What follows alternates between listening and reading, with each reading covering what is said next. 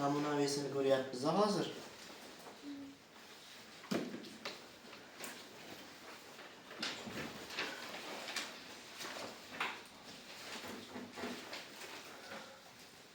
Birinchi savol. Quyidagi tuzlar orasida nechtasi aralash tuz? O'rta tuz, nordon tuzni ajratishingiz mumkin, lekin aralash va qo'sh tuz deganda targ'ib qolishingiz mumkin, birodarlar. Shu joyda bittasi aytib ketay. Xo'sh. Qo'sh tuz deyilganda metali ikkita bo'lgan tuzlar. Kislota qoldig'i bir xil, metali ikki xil bo'lgan tuzlar qo'sh tuzlar. Farq shunda-da. Masalan, kaliy, natriy, sulfat. Bilasizlar, sulfat qoldig'ida ikkita qo'l bo'ladi. Bittasini natriy tutsa, ikkinchisini nima tutadi? Kaliy. Demak, metal ikkita, kislota qoldig'i bitta bo'lganlar qo'sh tuzlar deyiladi. Bu yerda nima so'ralgan? Aralash tuzlarmi? Demak, aralash tuzlarda nima ikkita bo'lar ekan? Kislota qoldig'i. Demak, bu qo'sh tuz ekan, ha bu?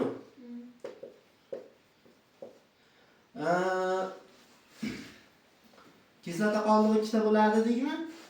Kislota qoldig'i ikkita bo'ladigan bo'lsa, masalan, kalsiy o'zida xlorid kislota qoldig'i va gipoxlorid kislota qoldig'i tutgan tuzlar ham bor, bunisi nima bo'ladi shunda? Aralash tuz bo'ladi, o'rtoqlar.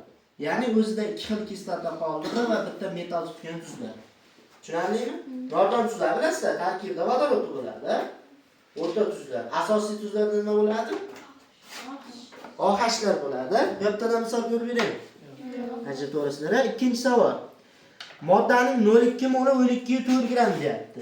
Demak, 1 mol qanchaligini topib olamiz? Ikkinchi savol.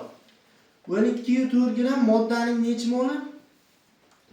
0,2 moli. 1 moli qancha deganda har qanday son 0,2 ga bo'lganda 5 ga ko'paytir. Yoki 2 ga bo'lib bir xona 0 qo'shib qo'yilganimi? Xo'sh, agar 124 bo'lganda 2 ga bo'lganimizda 62 mi? Demak bu 62 ni beryapti. Qaysi modda? X2 H6 64 mi? Bu degani 2x + 6 teng 64 ga. X 28. 62 20 28 mikan, demak bitta x kremniga to'g'ri kelar ekan. Bizdan so'ralgani nima?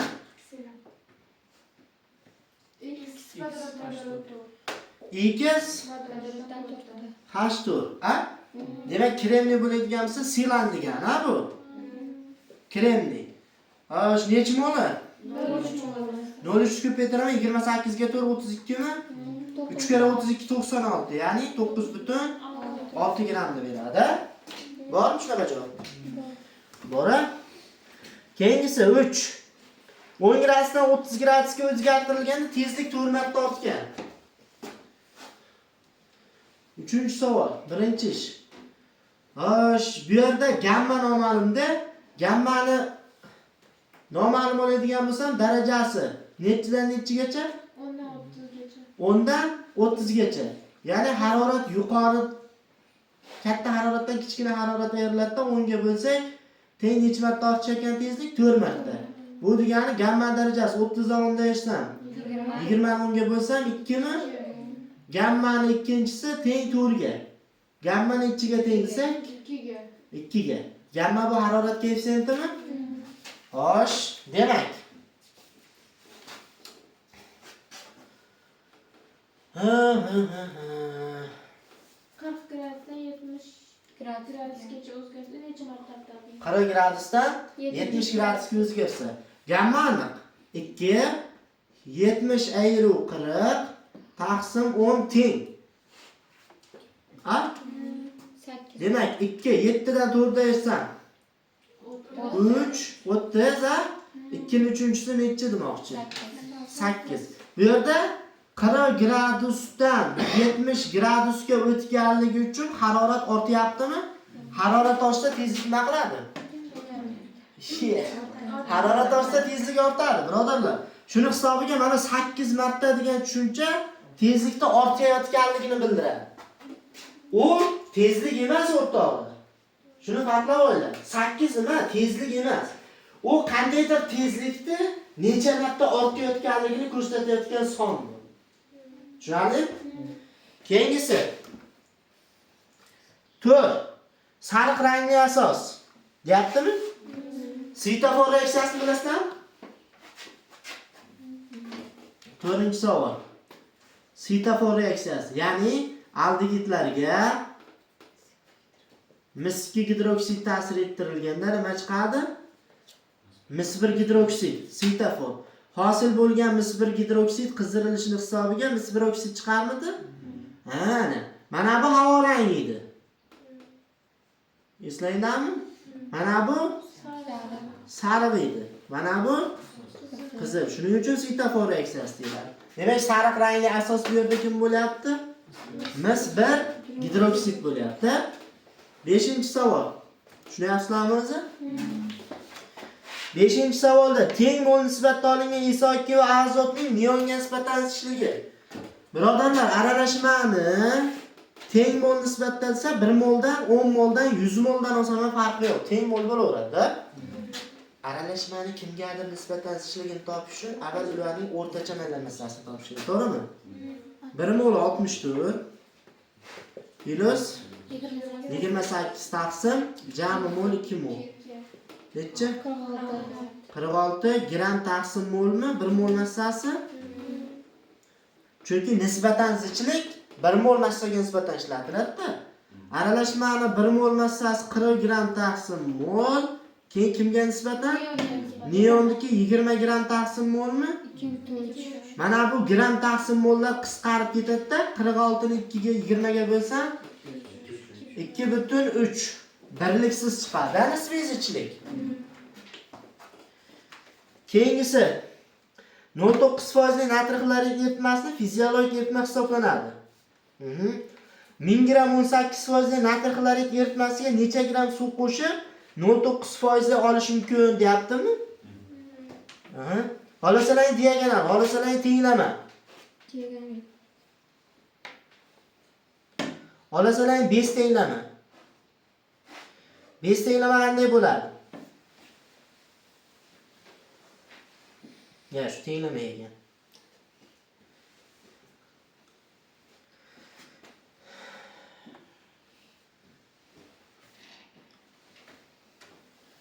Xo'sh, diagonalga qo'yaylikmi? Ya tenglamami? Diagonalga qo'yramizmi? 0.9% eritma oling deyaptimi? 5-savol. 6-savol birinchi ish. Demak, o'rtaga 0.9 tushadi. Foizda bu.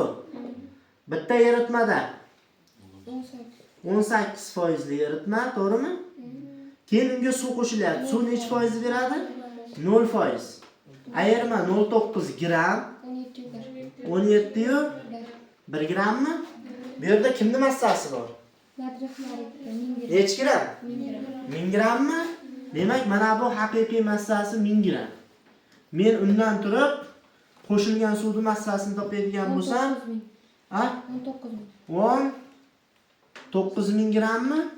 Demak, shuncha suv kerak bo'lar ekan, ha? Keyingisi.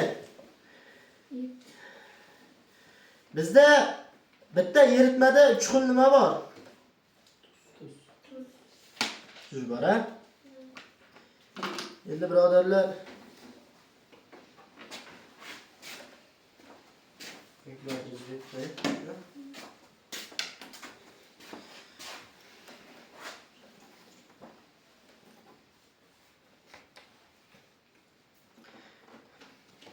o'zi tuzlarni berayotgan bo'lsa, ularning tarkibidagi metalli qaysi biri kuchsiz bo'ladigan bo'lsa,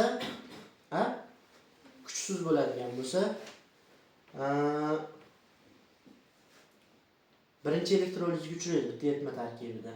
Ya'ni sarflanayotgan tok birinchi elektrolizga uchragan tuz uchun birinchi sarflanadi. Ikkinchi elektrolizga uchragan tuz uchun ikkinchi tok sarflanadi. Oxirgi qolgan tok kimga sarflanadi? Oxirgi tuzga sarflanadimi? Demak, biz birinchi oltin 3 xlorid elektroliz qilinyapti deydimi? 7-savol. Oltin 3 xlorid necha mol? 0.1 molmi? Xo'sh. 1 molim necha farad? 3 farad. Oltin 3 valentli, to'g'rimi? 0,1 molim qancha deyman? 0,3. 0,3 faradmi? Xo'sh, bu birinchi ish. Keyingi tuz. Kumush nitrat. Kumush nitrat tushiradi keyin. Xo'sh. Kumush nitrat elektrolizga uchrasa.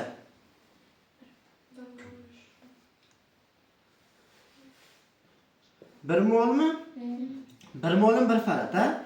Shu bilan birgalikda bizga necha mol bergan? 0,3. Shu 0,3 molni ekvivalentiga ko'paytirib turib ham topishimiz mumkin. 0,3 faraddi, ba? Keyingisi Mis sulfat. Mis sulfatmi? Oxirgi elektrolizga uchrovchi tuz. Necha mol? 0,3 mol. 0,3 molmi? 0,3 mol. Ekvivalenti 2 ko'paytirsam, agar tok oxirida yetarli bo'lib qolsa 0,6 farad hammasi elektrolizga uchraydi. Berilgan farad, ruxsat etilgan farad degan narsa bor-ku. Umumiy faraddan ruxsat etilgan, berilgan farad qancha? 1 faradmi? Endi 4-chi ish. Xo'sh, kumush oltin 3 xlorid elektrolizdan oltin chiqadimi? Xo'sh. Oltinda 197 grammi 3 faradmi? Bizda u necha farad edi? Qancha desam? 19,7 grammi? Keyingisi. Kim? Kumush. Kumush chiqadi katotdan. 0,3 farad kumush topish uchun men faradni ekvivalent massaga 108 ga ko'paytirsam ham chiqaveradi. 32,4 gram. Kumushnikimi? Endi qaranglar. 0 o'zi 1 farad. Birinchi shuni 1 faradni 0,3 faradni oltinga ketdi. 0,7 farad qoldimi? 0,7 faradni 0,3 faradni kumushga ketdi. Qancha qoldi? 0,4 farad. Lekin misga qancha ketgan edi? Misda o'zida 0,6 farad bor. Lekin qancha qolyapti? 0,4. 0,6 ni hammasi elektrolizga uchramas ekan. Oxirida 0,4 qolyaptimi? 0,4 ni elektroliz qilish uchun yetadi xolos. Qolgan 0,2 farad nima bo'ladi desa, eritmada qolaveradi. Tushunarlimi? Prosta faradga pichib o'tkazib olish xolos, ha bu. Xo'sh, mis 32 ekvivalent massa ko'paytiraman. Necha farad ruxsat etilgan xolos? Ko'paytirsam 12. Demak bizda 19,7, 32,4, 12,8 degan javob bo'lishi kerak, a? Keyingisi 8-savol. Yadro reaksiyasi.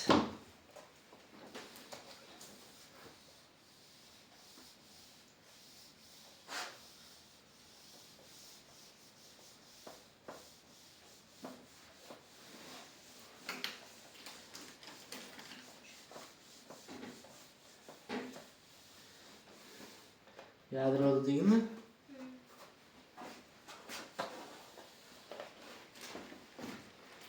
Xo'sh, 8-savol. Birinchi ish. Demak, birinchi bizga kim berilyapti? Noma'lum element Element 252 gram. qo'shilyaptimi bu kimgadir? Yo'q, o'ziniki. Parchalanyaptimi? X mol alfa. X mol Alfa. alfa strelka. Fermi. Ha? Fermi. Shumi? Xo'sh. FM. Mana bu ya, Fama. Keyin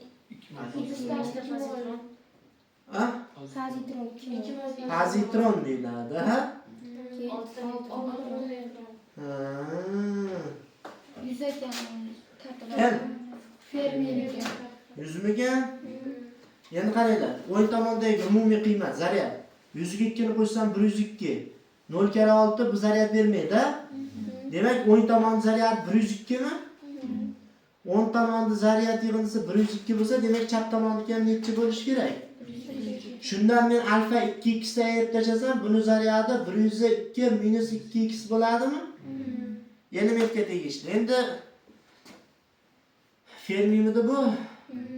Chap tomonni massasi 252 ga x kara 4 4 x 252 plus 4x mi? O'ng tomonni massasi. O'ng tomonni massasi shu 252 plus 4x ni berish kerakmi? Xo'sh, shundan neytron massa beradi. 6 kere 1 6. 252 plus 4x'dan 6 nersam 252 dan ayriladi. 246 plus 4x mi? Ikkalasi o'zaro izoton deyapti. Izoton degani mana bu element bilan. Neytronlar soni bir xil. Neytron topish uchun nima qilamiz? O'zi bu 252. 102 minus 2x. 246 plus 4x bu 100 mi? Neytron topish uchun nisbiy massadan zaryadni ayiramiz. 252 dan 102 ni ayirib.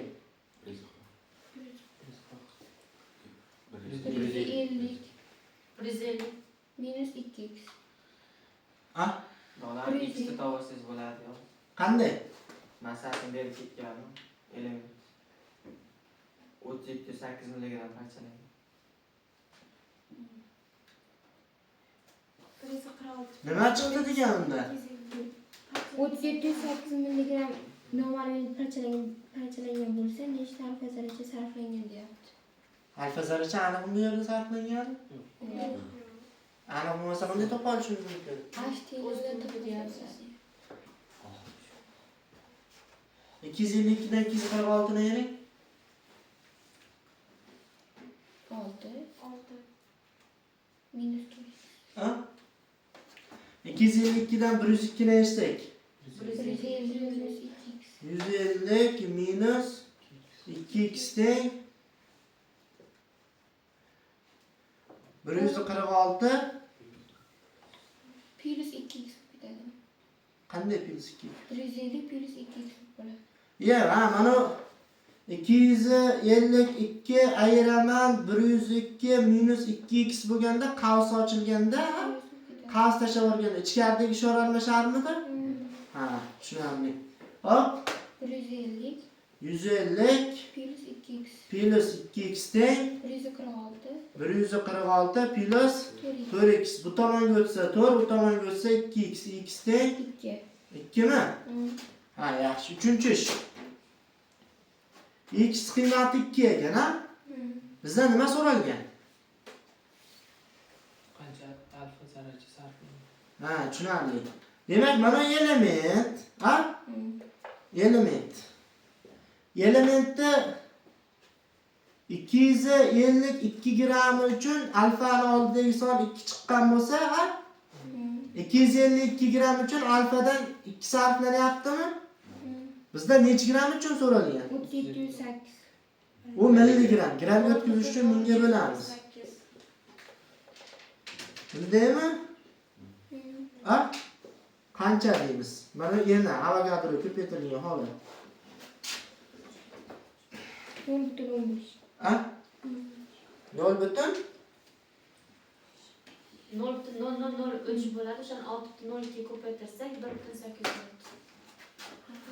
demak qiymat 1.800 darajasi 20. 10 usti 20. Tushunarli bo'ldimi? Xo'sh, keyingisi. Ha, buni 9 da ajrataveramiz, ha? 10. Baliq moyini chiqargan hidida chiqadigan hidli aminni yo'qotish uchun. Demak, hid amino guruh hisobiga chiqyaptimikan? Hidli amin. Bu degani shu baliq moyi tarkibida qandaydir amino guruh saqlagan modda bor-da, ha?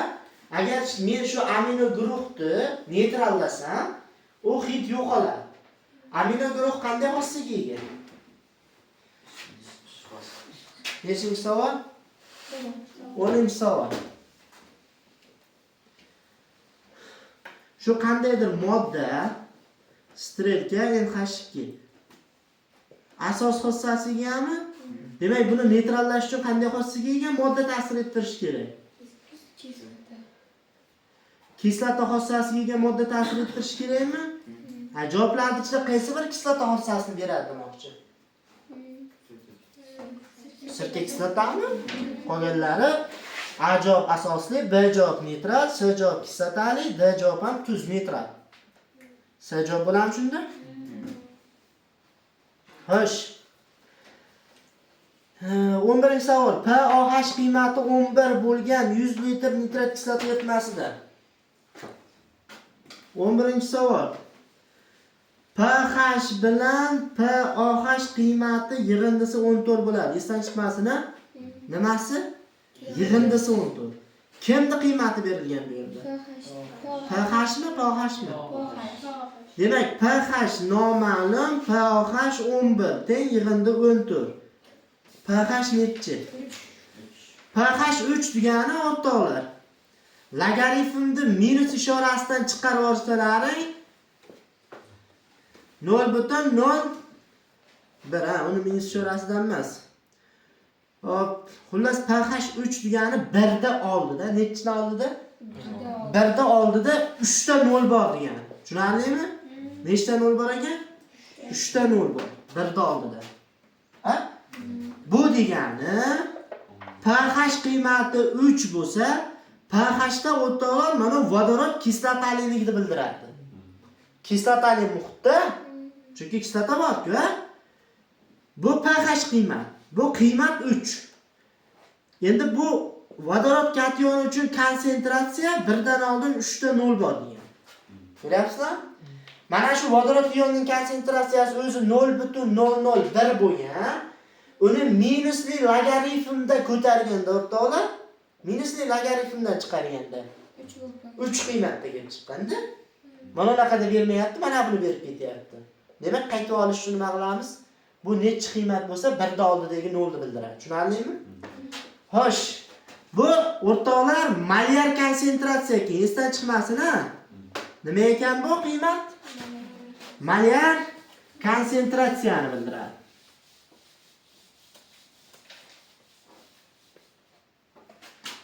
Birinchi ish bu. Ikkinchi ish.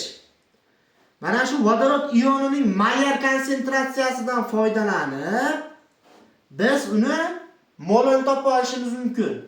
Mol topish uchun qaranglar. Mol vodorod kationi teng smolyarni hajmini ko'paytiramiz. Smolyar 0.01 mi? Ko'paytiraman hajm 100 litrmi? Ko'paytirganda 100 dagi 2 ta 0 ketadi, mana bundagi 2 ta 0 ketadi. Bizda bitta 0 bilan bitta 1 qolyaptimi? Bu degani qiymat 0.1 mol. Kim bor? Vodorod kationning molini topdim hozirmi? Uchinchi ish. U nitrat kislotadan chiqqanmi? Chunki dissotsiyalanish 100% berib ketyapti. Ko'rdinglarmi? 80. Ha, 80% deyaptimi? Ha, biridan 1 mol vodorod kationi chiqqan bo'lsa, vodorod kationi bizda 0.1 molmidi? Undan turib men nitrat kislotani qanchasi ionga ajralganligini topib olaman. 0.1 mol ionga ajralganmikan? To'rtinchi ish. Ana shu nitrat kislotaning 0.1 ionga ajralish dissotsiyalanish 80% mikan? Umumiy nitrat kislota molini topish uchun 100% ni qancha deyman? 0.125 mol kimning miqdoriga o'tdi endi? Nitrat kislota. Ko'rdinglarmi, birodarlar? Keyingisi. Keyingisi nima deydi? Javob xato ekan. Ha? B ekan. Ashi 20% topilmaydi. Bizda dissotsiyalanmagan so'rayapti ekanda, uzunli savolni o'qimayapman, kam qarab turibman-da. Sizlar savolga qarab turibsizlarmi? Men hozir umumiysini topdimmi? Ular nima so'rayapti ekan? Dissotsiyalanmagan necha foiz? 20% topamiz-da. 0.025. 0.025 mol. Bormi shunaqa javob? Tushundingmi, birodarlar? 12. Venn diagrammasini ishladinglarmi? Ko'p ishlayapmiz o'zi bunaqa savolni.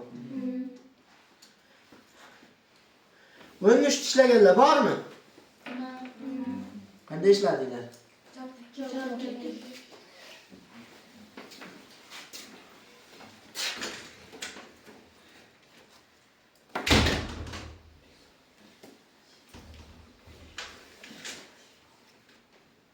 Jobdan ketdinglarmi har?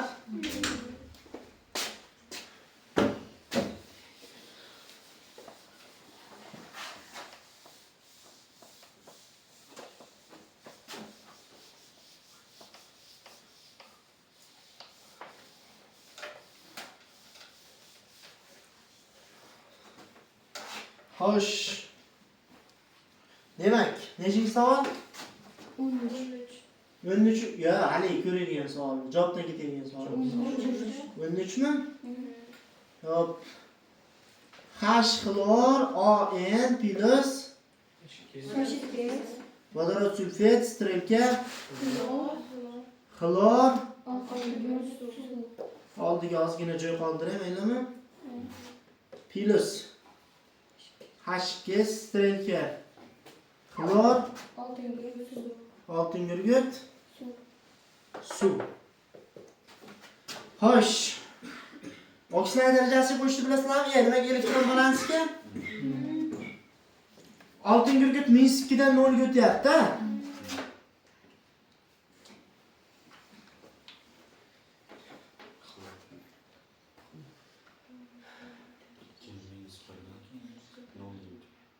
-2 dan 0 ga o'tyaptimi?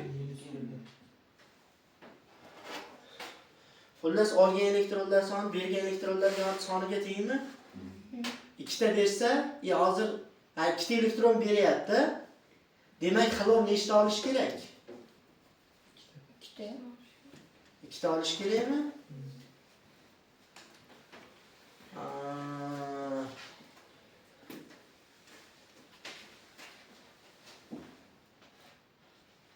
ikkita olish uchun 0.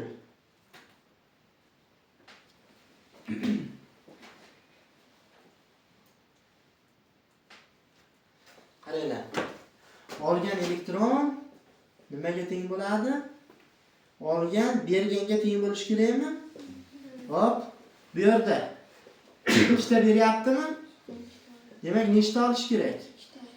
2 ta elektron olish kerak. Bitta atom uchun endi. To'g'rimi? Endi xlorda o'zgarishi. H xlor ON dan xlor oddiy modda holatiga o'tganda xlorda atomar holatda olaman. Oldiga 2 qo'yamiz majratib 0.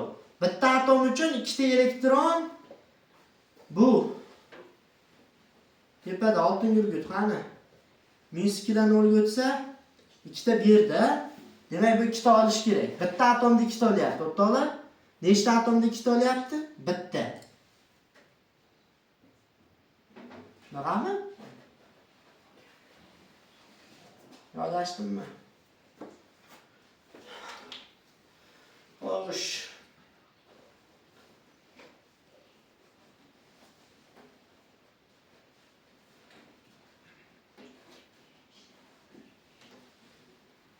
To'rtta.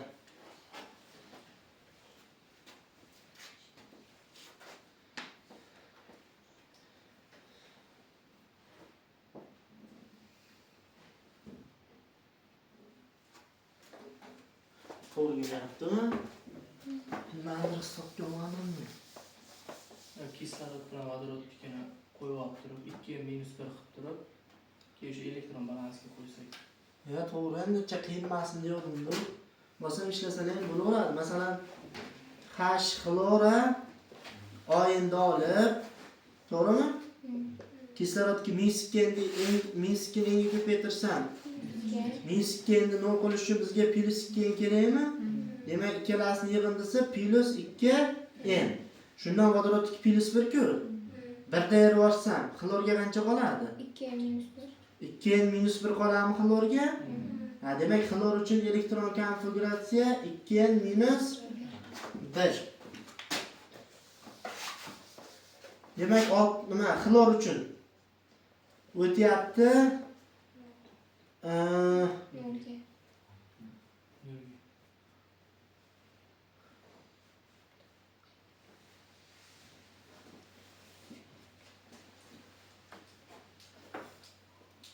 0 o'tyaptimi? Demak, 2 minus 1 0 o'tyapti. Xo'sh.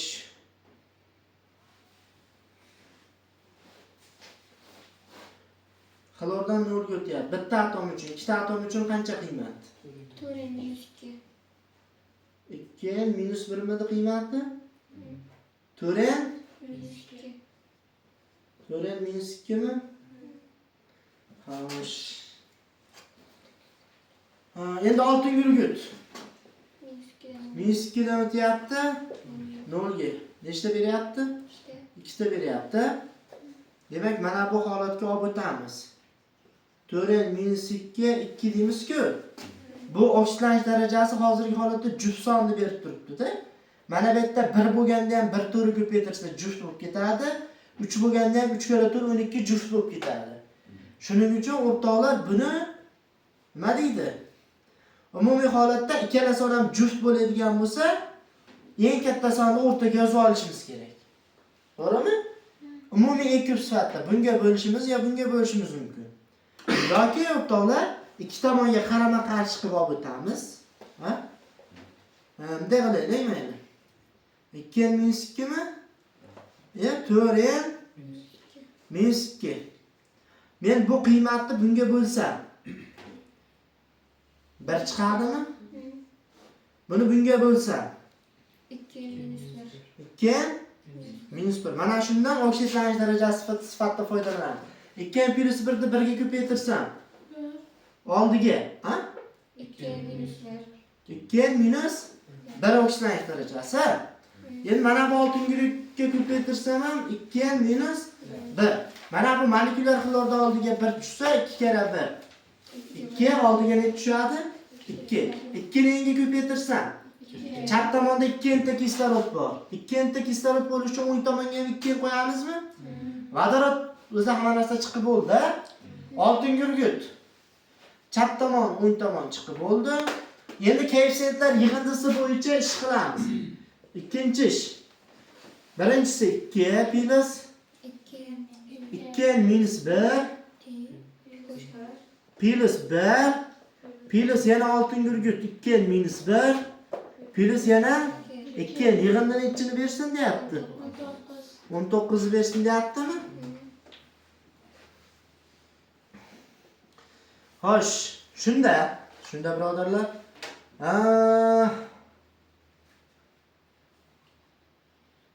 Bizda 2 dan nechta bor? 3 ta bor. Demak, jami 6. Minus 1 plus 1. Mana bu qismda hozircha yechtirib yoramiz. Bizda minus 1 dan nechta qoldi? Bitta, ha? 2 ham bor. Mana bu yerda minus 1 bor, teng plus 2 bor, teng 19. Yana soddalashtirsak, 6 plus 1 teng 19. En teng 3. Bizdan shu endi qiymati so'ralgan. Shunaqa qilib ishlasak ham bo'ladi. Oldinlar shunga oydinlik ko'rganmiz, ha? Eslaydi bo'lsa, oksidlanish darajasi bo'yicha savollarda. Keyingisi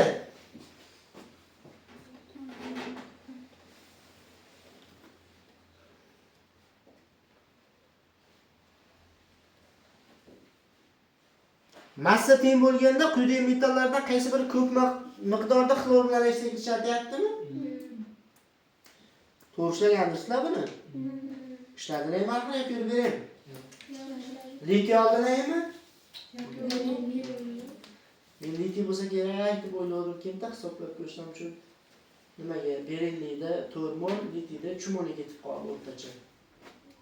Endi men hisoblashim bo'yicha berillik ko'proq nimani 4 mol litiyni biriktirib oldi, litiy 3 molni biriktirib oldi-da. Xo'sh, 15.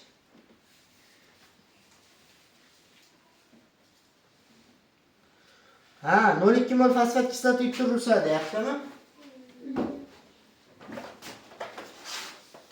Nechinchi savol bu?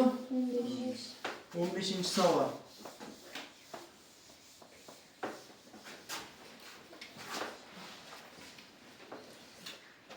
Birinchi ish. 15-savolda nechi molga nechi mol? 0,2 mol kaliy gidroksidga Ya 0,4 molmidi? Nol kalixlar. Kalixlaritmi? Elektrolizda. Xo'sh. Keyin hosil bo'lgan elitmaga keyin fosfat kislota. Ha 0,4 moldan 0,4 mol kaliy gidroksid chiqadi-da. To'g'rimi? Bo'ldi. Ha shu hosil bo'lgan 0,4 mol kaliy gidroksidga 0,2 mol fosfat kislota. fosfat kislota ta'sir ettirilsa, bu nechiga nechi degani bu? 2 ga 1 degani. 2 ga 1 deganimi? Fosfat 1 molida 3 ta vodorod bor. Buni 2 molda 2 ta metal bor. Demak, nechta vodorodni o'rnini oladi metal? 2 ta o'rnini oladimi? 2 ta metal, lekin bittasi almashmagan holda qoladi. Kaliy gidrofosfat hosil bo'lyapti. Bu 0,4 mol, bu 0,2 mol. Qaysi biridan ketishlaridan qat'iy nazar bir xil massa hosil bo'ladi. Ya'ni soch 2 molidan ketsangiz, masalan, fosfat kislotadan ketaylik, 1 moldan necha gram chiqyapti? 170 4 gram. 0,2 moldan qancha deysizlar? 34. Ha, sizlar hozir kaliy gidroksiddan ketsalar ham bari o'sha javob chiqadi. Chunki ikkalasi miqdori bir xilda. Xo'sh. 16. Suyultirilganlarning natijada qaysi tuzlar olib bo'lmaydi? Ya'ni suyultirilgan kislota bilan kirishmasligi uchun vodoroddan o'ngdagi metallar, passiv metallar bo'lishi kerakmi? Rost.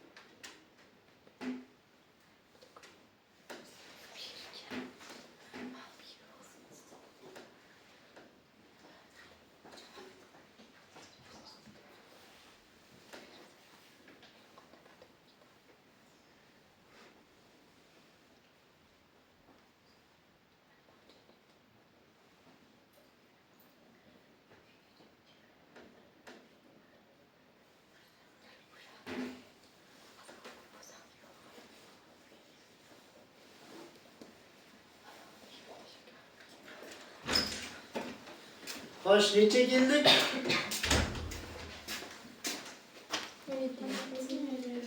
17. Ko'rib beraman 17 ni. Orasini ham ko'rib beray. Kam? 18.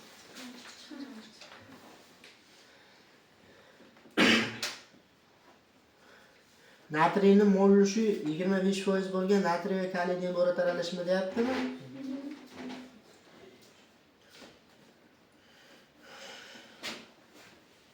Demak 18-savolmi? Natriy bor? Kaliy bormi?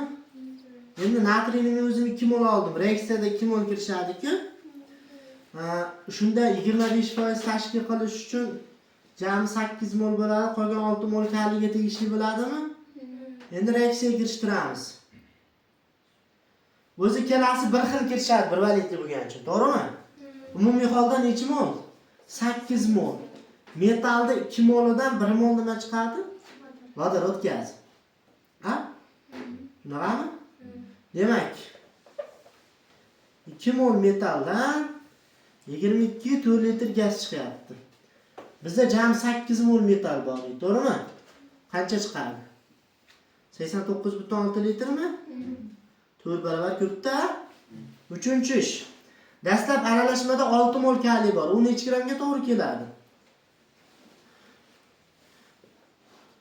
4 mol vodorod chiqqan bo'ladi, 89,6 litr bu.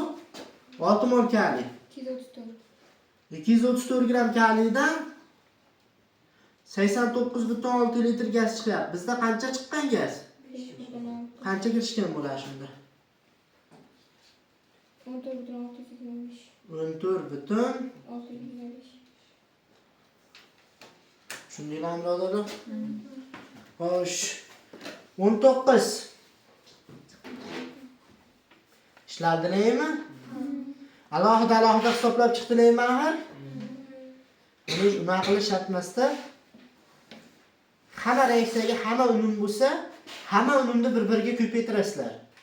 0,8 ni ko'paytirsa 0,64. 0,64 ni 0,5 ga ko'paytirsa 0,32.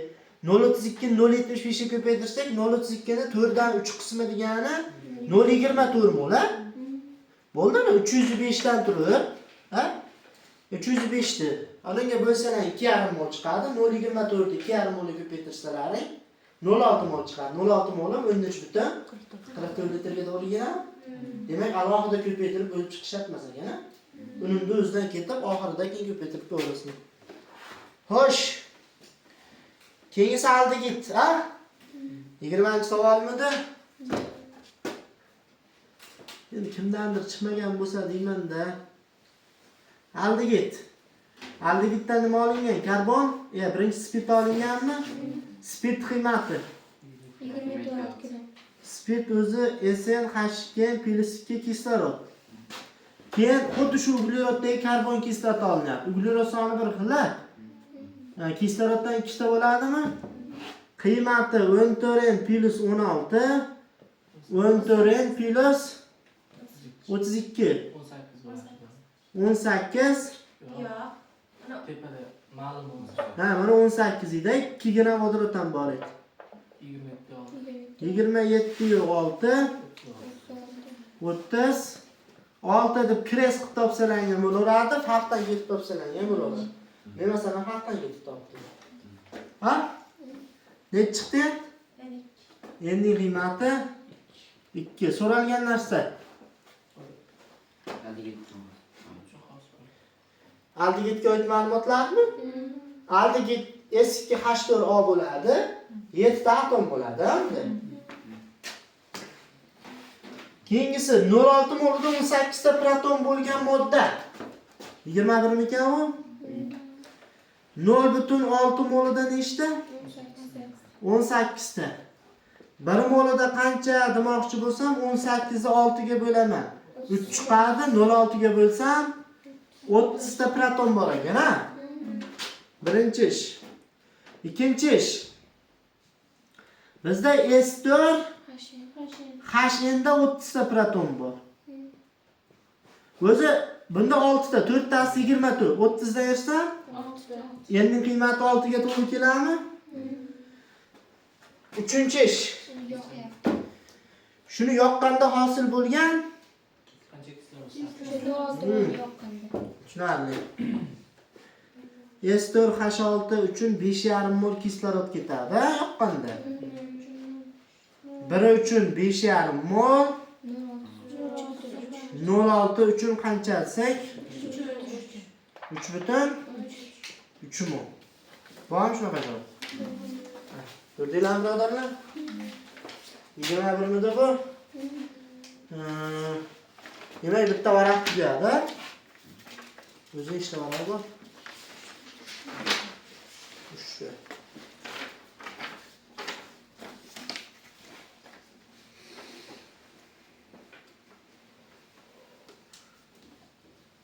Keyingisi ham yaxshi savol ekan, ha?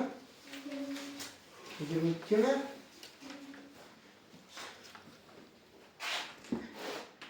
Xo'sh, ikki xil karbon kislotadan iborat 44 gramm aralashma teng ikki qismga bo'lindi.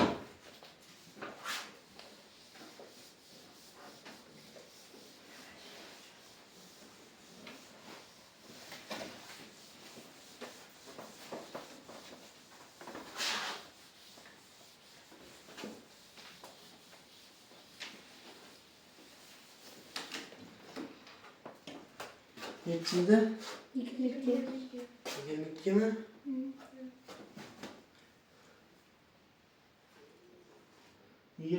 Birinchi ish. Bizda e'tibor bersangiz javoblarning hammasida bir xil kislota bor. Ha?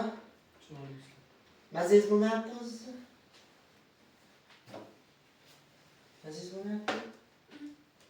Chiqib ketingmi? Buna o'tirma bu yerda. Va boshqaga chiqib. Xo'sh. Bittasi chumoli kislotaligi to'g'ri keldimi? Demak bitta chumoli kislota bo'lgan. Men 44,4 gramm qiymatni nechiga bo'ldim? 2 ga bo'lsam, bitta qism 22,2 gramm, ikkinchi qism ham 2 gramm. O'sha 22,2 gramm degan qism kimlarga ega? Ya'ni chumoli kislotaga ega.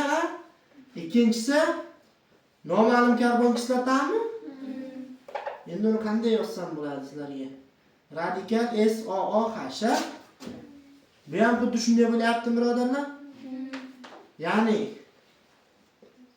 chumoli kislota va noma'lum karbon kislotami? Xo'sh, birinchi qism kim bilan kirishgan? Natriy gidroksidi. Natriy gidroksidi yetmasi. Natriy gidroksidi ikkalasi ham kirishadi. Undan keyingi ma'lumotni o'qiylik, ajratib olamiz shunda. Qolgan qismi kumush oksidining amakdagi eritmasidan oksidlanganda 26 gramm cho'kma tushdi. Birinchi qismi Qolgan qismi deb. Birinchi qismi natriy gidroksid bilan. ha. Qolgan qismi kumush oksidining amakdagi eritmasi bilan. Demak, ikkinchi qism haqida gap ketyaptimi? Kumush oksidning amakdagi eritmasi bilan kirishgan, ha? O'rtoqlar o'zi kumush oksidning amakdagi eritmasi aldegidlar bilan kirishadi. Ha? Keyin uchbog'i chekkada bo'lgan alkillar bilan kirishadi. Kislotalardan chumoli kislota bilan kirishadi. Sababi chumoli kislotada aldegid singari aldegid guruh bor. Eslanglar bormi? Ajratib tushuntirib berganman. Shuni hisobiga bu qismdan chumoli kislota kim bilan kirishyapti? Kumush oksidi bilan kirishyaptimi? Kumush oksidi bilan kirishsa, jarayonda 2 mol kumush cho'kmaga tushadimi? Bundan 1 mol sarflanganda 216 gramm. Bizda 21,6 gramm cho'kma tushdi deyapti. Necha mol? Demak, ikkinchi qismda 0,1 mol chumoli kislota bo'lgan. Teng 2 ga bo'lingani uchun birinchi qismda ham necha mol bo'ladi chumoli kislota? 0,1 molmi? Keyin birinchi qism natriy gidroksid bilan kirisha olmadi? Endi gramm 24% natriy gidroksid. Ha. Birinchi qism ikkalasi ham natriy gidroksid bilan kirishadi, ha? Birinchi qismda ikkalasi ham natriy gidroksid. Ya'ni chumoli kislota natriy gidroksid bilan kirishsa, HS, ya'ni chumoli kislotaning natriyli tuzi yoki natriy formiya. To'g'rimi? Keyin noma'lum kislota bilan kirishsa, strelka radikal SOO natriy, to'g'rimi? Plus suv chiqadi, suvni yozmadim. Ikkalasi uchun ketgan umumiy ishqorni molini topa olinglar. 0,3 molmi? Va bizda chumoli kislota 0,1 molmidi bu qismda? 0,1 mol uchun 0,1 mol shu reaksiyada ishqor ketsa, noma'lum kislotaga qancha ishqor qoladi? 0,2 molmi? Demak, noma'lum kislota necha mol bo'lgan? Birinchi qismda 0,2, ikkalasi teng qismda olingan bo'lsa, demak bunda ham 0,2 mol bo'lgan bo'larmi shunda? Tushunyapsizlarmi shu yerga? Endi qaraydi. Xohlagan qismdan turib topinglar o'rtoqlar. Ikkinchi ish. Masalan, birinchi qismdan turib topyapman. Birinchi qismda 0,1 mol chumoli kislota, 0,2 mol noma'lum kislota qolyaptimi? Ana. To'g'rimi? Xo'sh, ikkalasini yig'indisi 22,2 gram. 0,1 da 46 ga ko'paytirsam, shuni to'g'ri 6 gram chumoli kislota bo'lsa, ayirib olsam 17,6 gram noma'lum kislotami? Uchinchi ish, noma'lum kislotani topish uchun massani moliga bo'lamiz. 88 teng 14 plus 32 ga bo'ladimi? Endi qiymatini topamiz. Endi qiymat 4 bo'lsa, bu moy kislota deganimi? Ha? Demak, kim bo'lgan? Chumoli bilan moy kislota bo'lgan, ha? 23 ishlab beraymi?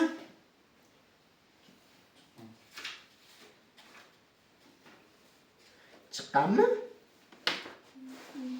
Yo ishlab beraymi? Chiqqan, ha? 24.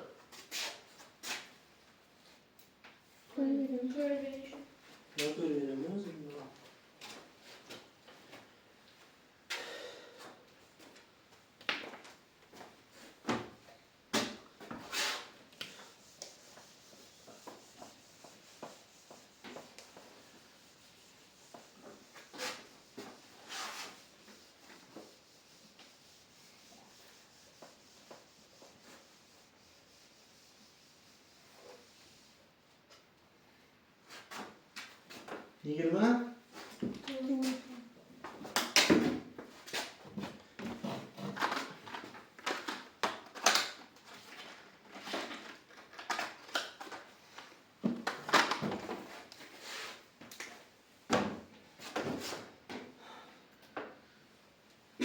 Birinchi ish.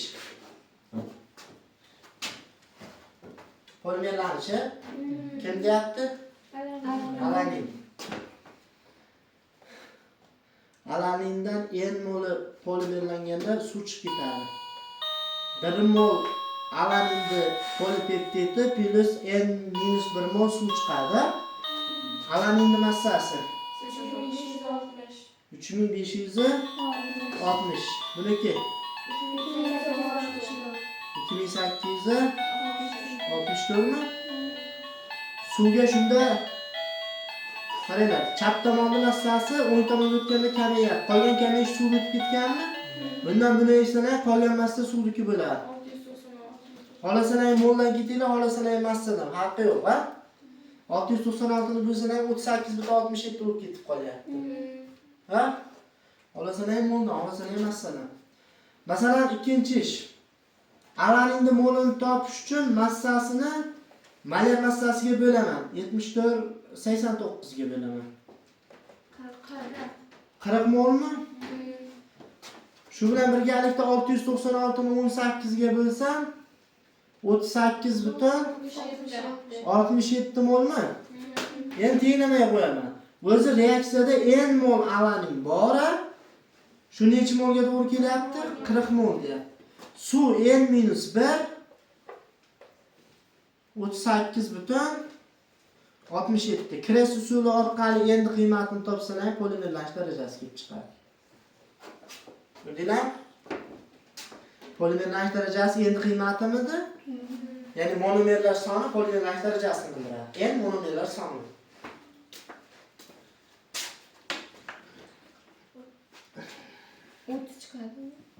Ha. 30 chiqdimi? Ha, 30. Necha yillik? 25. Ko'raymi chiqqanmi? Chiqqan. 26. Ko'rib beraymi? Metanga qaysidir alkan qo'shilganda massa 8,5 marta, molar massa 1,7 marta ortdi deyaptimi?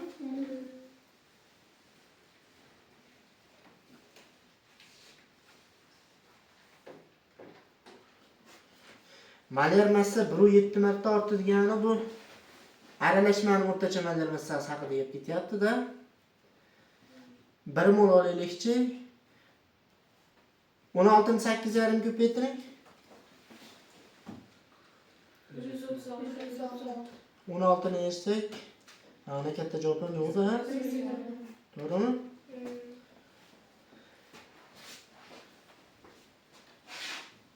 Ha, yaxshi.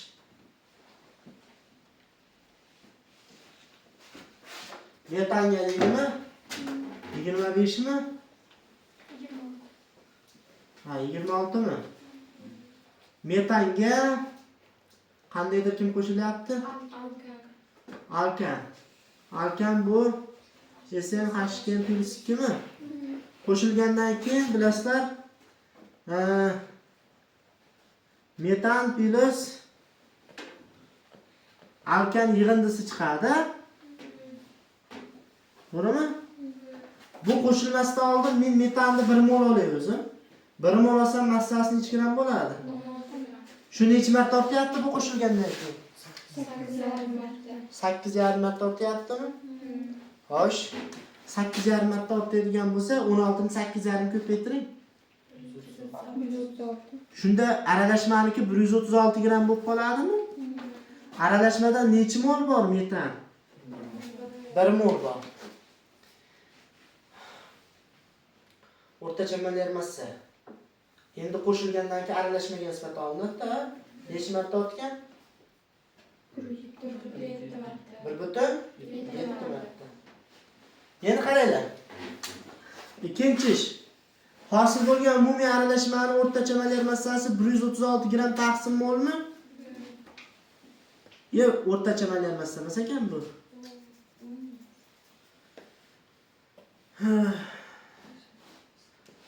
O'rtacha molar massani topish uchun 136 ni 1 plus x mol olaveraymi alkanni? X mol olsam, dastlabki metanga nisbatan metanning 1 mol massasi necha? 16 taqsim 1 mi? Aralashmaning o'rtacha molar massasini dastlabki moddaning o'rtacha molar massasiga bo'lganda molar massa necha marta ortgani kelib chiqqan? 1,7 marta. Tashqi hadlar, ichki hadlar deymiz, a? 136 ni 1 ga ko'paytirsam 136 mi? 136 taqsim 16 ni 1 ga ko'paytirsam 16 plus 16 x teng 1,7. X topib beringlar.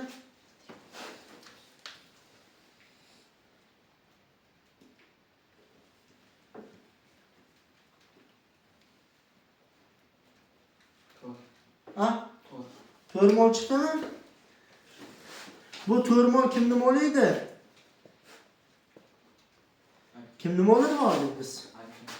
Aralashmada 1 mol metanniki, x mol alkannikimi? Demak, x alkanning moli deb oldik-a?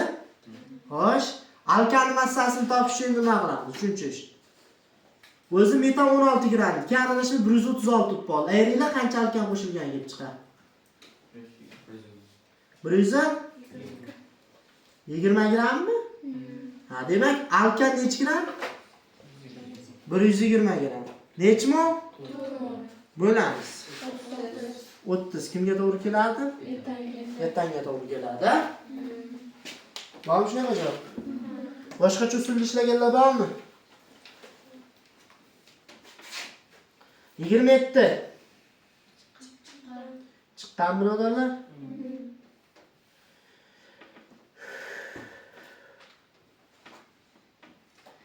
Yigirma 28. Agar olingan gazlar aralashmasida hajm jihatdan 7 dan 1 qismi asetilin bo'lsa, reaksiya unumini aniqlang. Ko'ramiz ekan-a? keldik? Tahlil 8 da boshlandik. 1 soat bo'ldi boshlaganmiz.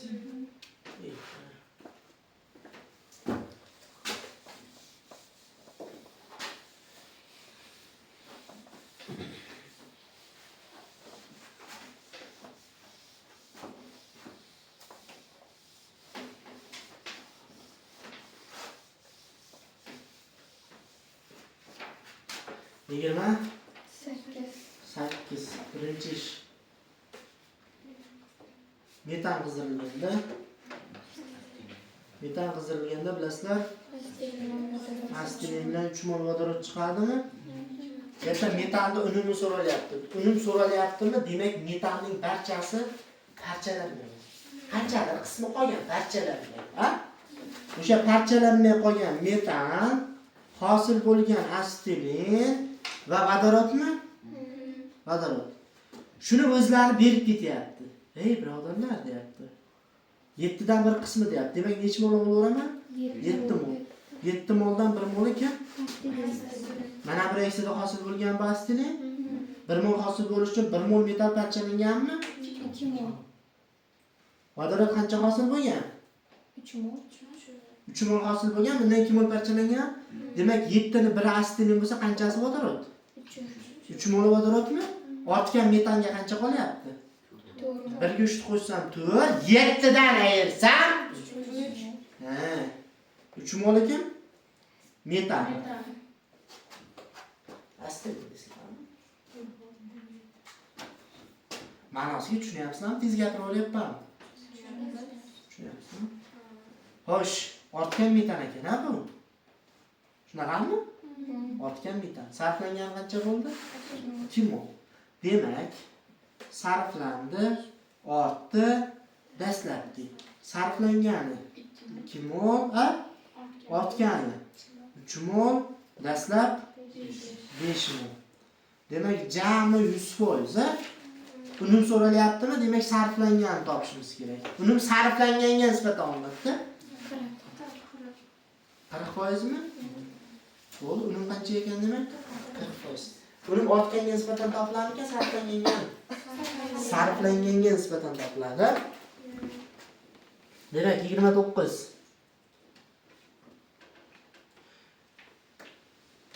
Ko'rib beraman ekan, ha? 4 mol izopropil benzol, kalpermanganat va sulfat kislota kuchli oksidlovchilar aralashmasi, bular. Olingan organik birikmalar tarkibidagi uglerod atomlari soni dastlabki izopropil benzol tarkibidagi uglerod atomlari sonidan 4 enaga kam. Reaksionini aniqlang.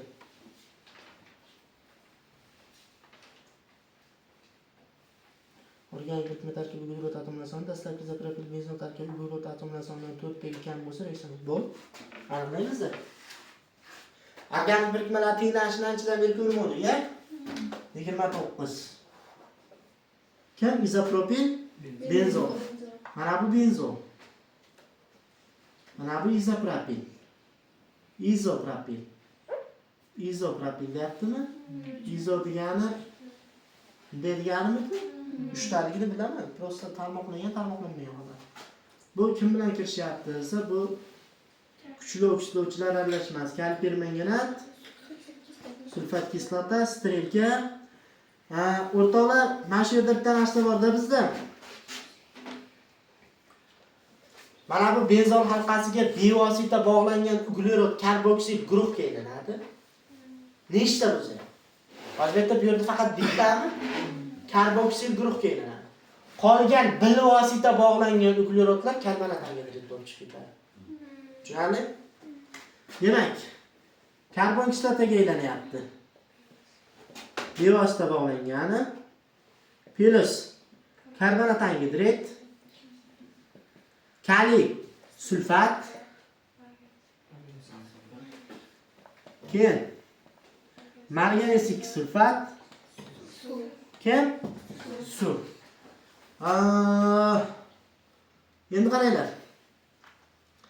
Hisoblashdi, qaranglarda hisoblashdi. Mana bu SH, bu SH3. Bu ham SH3. Har bitta uglerod nimaga o'tgan bo'lsa, o'shani hisoblab olishimiz kerak. Tushunarlimi? Xo'sh. Demak, birinchi kaliper manganat yozaylik. Kaliper manganat tarkibidagi marganez +7 dan o'tyapti. Marganez 2 sulfatga. Marganez +7 dan o'tyapti. +2 ga. 5 ta elektron olyapti. Plusda. Endi qolgani o'rtoqlar elektron berganlar uglerotlar. Kim uglerot desa, aynan mana shu qism nimaga aylanyapti? Karboksil guruhga aylanyaptimi? Ya'ni SH da uglerot -1 mi? O'tyapti karboksil guruhga. Karboksil guruhda uglerot 3 mi? -1 dan 3 ga o'tsa 4 ta elektron beryapti. Faqat uglerot hisobini ko'ryapmiz. Keyin SH3lar bor, ha? SH3 da uglerot -3 mi? Nechta unda? Demak, SH3 ga necha qo'yamiz? 2 qo'yamizmi? Mana undan bunday qilib 2 qo'yamiz, ha? O'tyapti karbonat angidridga uglerotlar tenglashtirib 2 qilib qo'yamiz, ha? -3 dan nechiga o'tyapti? -3 dan +4 ga o'tsa 7 ta elektron beryapti. Ikkita atom uchun nechta bergan bo'ladi? 14 ta. Umumiy holatda bergan elektronlar, olgan elektronlar 5 ta. Bittasi toq bo'lsa kreska chiqaramiz, ha? Ya'ni 18 ni bu yerga 5 ta bu yergami? Oldida 1 bor. 5 kara 1. 5. Mana ikkitalikdan 5 ta bo'lish uchun moddani oldiga necha qo'yish kerak? Shunda ikkitalikdan 5 ta bo'lyaptimi? Yoki 5 kara 2 10 ta, 10 ta bo'lish uchun 5 mol tushish kerak, ha? 5 kara 2. Demak, karbonatda oldiga necha tushadi? 10. 18 kara 1. Marganezda oldiga 18. Xullas, makka 5 tushsa bu yerga necha tushadi? 5 tushadi. Bizda maqsad nima? Bo'ldi, o'zi asosiysini topib bo'ldik, endi tenglashni yana davomini ko'rib qo'yapmiz. Mana bu marganezda oldiga ham kaliy 18 kara 1 18 ta, kaliy 18 ta bo'lish uchun bu yerga 9 ta, 9 kara 1 9 ta sulfat, 18 kara 1 18 ta qo'shib bersam 27 ta. Demak, buni oldiga xullas shunaqa qilib tenglab olasizlar, ha?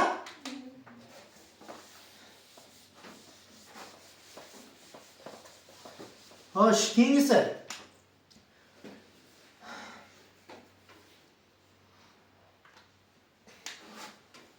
Necha mol edi modda? O'zi bu tenglanishda birodarlar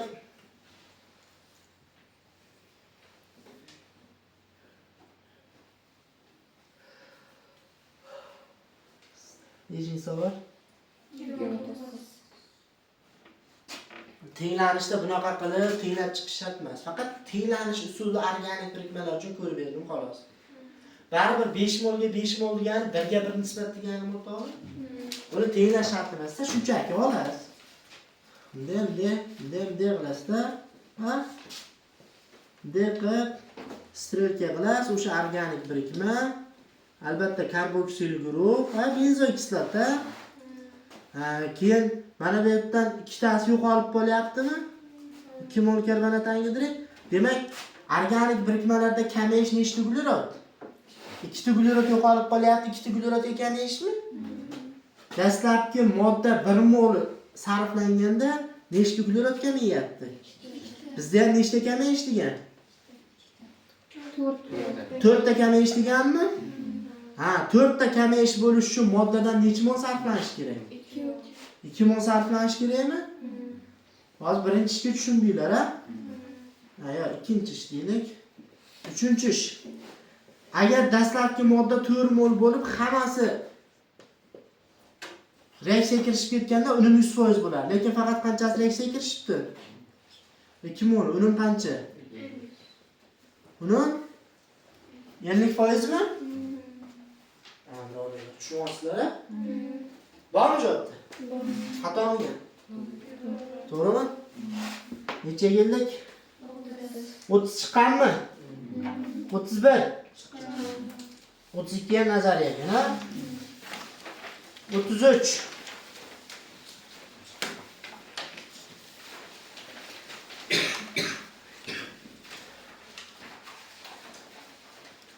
Muhammad Qodir chiqqanmi? Ha? Ko'rib bera olasan? 36 ni ko'rib bera olasanmi?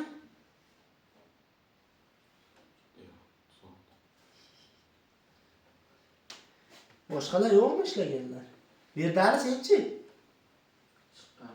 36 ga tayinlanib turib 33, 34, 35 ko'rib beryapti.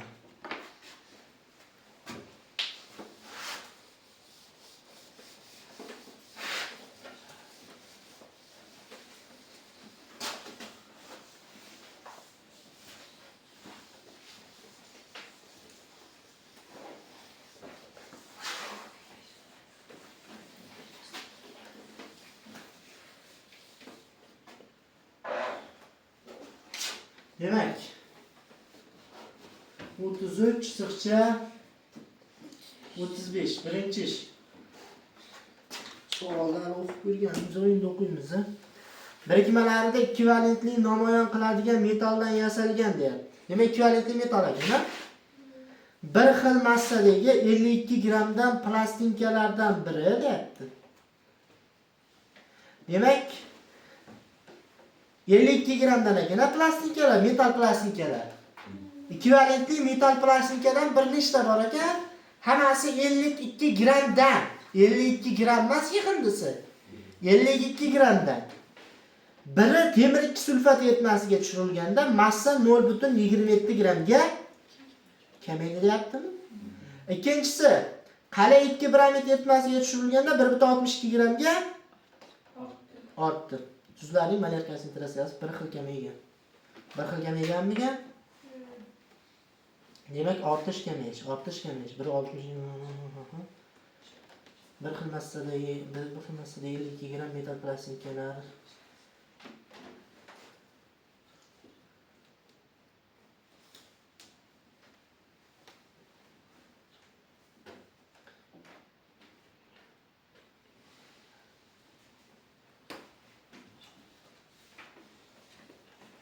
Voy.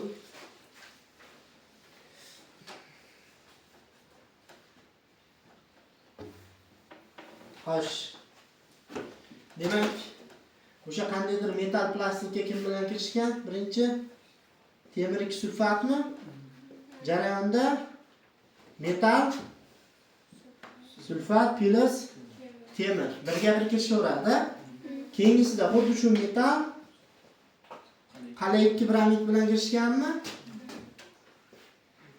Qalay 2 metal bromid qalaymi? Xo'sh, birinchisida 0.27 gramga ortdi kamaydi. Kamaygan. Kamayish degani chap tomondan o'ng tomonga o'tganda massa kamaygan bo'lishi kerak. Ortish degani chapdan o'ngga o'tganda ortgan bo'lishi kerak. To'g'rimi? Agar bu metal konsentratsiya bir xil kamaygan bo'lsa, x gram olsam, bu 56 gram kamayishga uchraganmi? Agar buni ham x gram olsam, bu 119 gramga ortish bo'lganda, bu kamayish, bu ortish. O'rtoqlar, kamayish bo'lsa, bundan buni ayiramanmi? Haligi javob minusda chiqmasligi uchun katta sondan kichkina sonni ayiraman-da. Demak, hozir jarayonda kamayish 0.27 gram kamayishmi? 0.7 gram kamayish bo'ladigan bo'lsa, demak, bu yerda buni miqdori yuqoriroq bo'lgan. Shunga qarab tenglama qilamiz, o'rtoqlar. Demak, birinchi holatda x dan 56 ni ayrsam, bu uchun qiymat 0.27 gram ekan. Keyingisi bunda ortish. X dan 119 ayiraman, 119 dan x ni.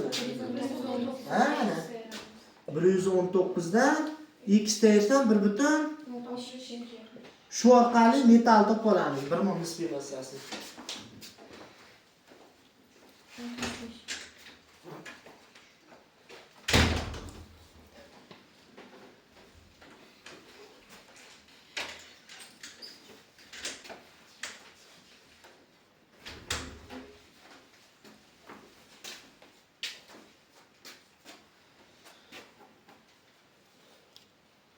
Topdilaymi? 60? Kim o? 65 mikan? 65 x qiymati. Bu esa ruh deganimi? Ruh. Biz metallarni qilib oldik kimligini. 52 ni 65 ga bo'linglarchi nima bo'ladi? 18. Toshli bo'lib beryaptimi? Ha, yaxshi. Endi shularga qarab ishlayveramiz. Plastikka qanday metaldan yasalgan? Ruh 33 ga ami? Kalta nima ekan? Yaxshi. Dastlabki plastinkalarni eritish uchun plastinkalarni deyapti. Birinchi plastinka bor, ikkinchi plastinka bor bizda, to'g'rimi? Ikkalasi ham 52 grammdan bo'lsa, jami qancha bo'ladi? 104 grammmi? Plastinkalar deyilganda 52 gramm olaman, 104 olaman shunda. 104 olishimiz kerakmi? Ruh sulfat kislotada eritilgan. Demak, 33-savol. Ruh chiqdi. 34. Ruh 2 mol bitta 20% kislota beradi. Demak, u suyultirilgan. Suyultirilgan bo'lsa, ruh sulfat bilan vodorodni o'zi chiqaradi. Ha? Agar konsentrlangan bo'lganda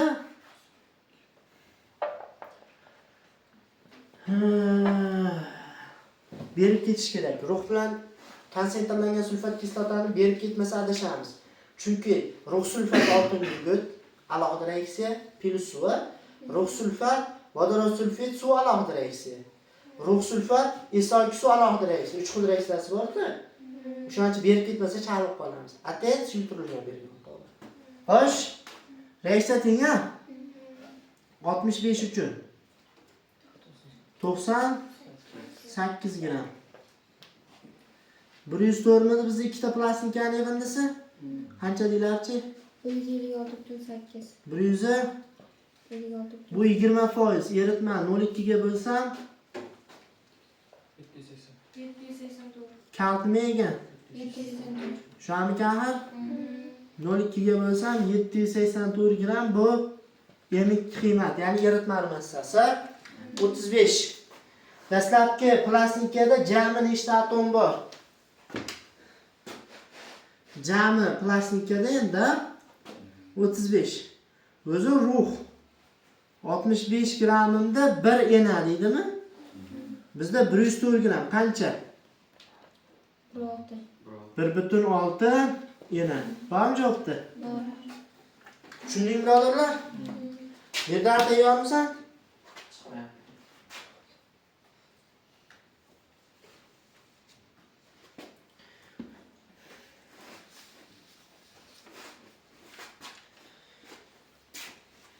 İşlavdingmi?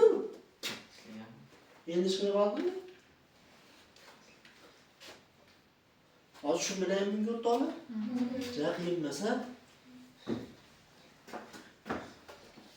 Endi buni ishlashda boshqa yo'llari ham bo'lish kerak. Bor. O'ylab ko'rsa chiqar. Endi hozir men premni o'qiganim uchun yo'li kelgani shu bo'ldi. Bundan boshqa yo'l yo'q degani emas lekin.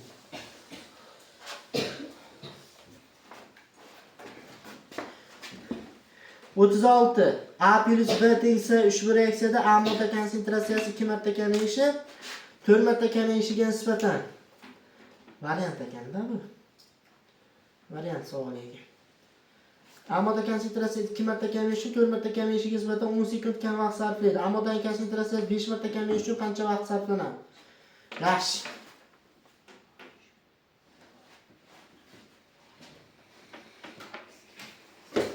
Demak, 36 mi?